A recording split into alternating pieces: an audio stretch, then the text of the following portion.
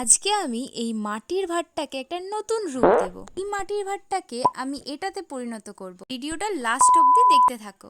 এই মাটির ভাঁড়টাকে আমি বহু যুগ আগে পেইন্ট করেছিলাম। একই জিনিস অনেক বছর ধরে দেখতে দেখতে আমি বোর হয়ে গেছি, তাই ভাবলাম এটাকে আমি একটা নতুন লুক দেব। তাই আর কি, না বেশি ভেবে ক্লে নিয়ে বসে পড়লাম। কি করব না করব ভাবতে ভাবতেই হঠাৎ করেই মাথায় এলো এটাকে আমি একটা বউতে তো পরিণত করতেই পারি। কতবার মেলায় গেছি, মেলায় গিয়ে কি সুন্দর ওই মাটির বড় বউগুলো দেখতে পাই, কিন্তু যা আকাশ ছোঁয়া দাম বলে মা তো কিনেই দেয় না। তাই ভাবলাম আজকে নিজের জন্য না হয় একটা বউই তৈরি করি। তার সাথে এখন মেলার গান ট্রেন্ডিংয়ে চলছে, তাই আর কি এবারে তো একটা বড় বউ নিজের জন্য বানাতেই হতো।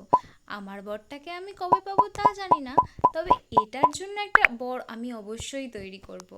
আচ্ছা, তোমরাও কি এর বরটাকে দেখতে চাও নাকি? বর বউকে একসাথে দেখার জন্য কিন্তু অবশ্যই ফলো করতে হবে, আর যদি তোমরা এটা ইউটিউবে দেখে থাকো অবশ্যই চ্যানেলটাকে সাবস্ক্রাইব করে নিও।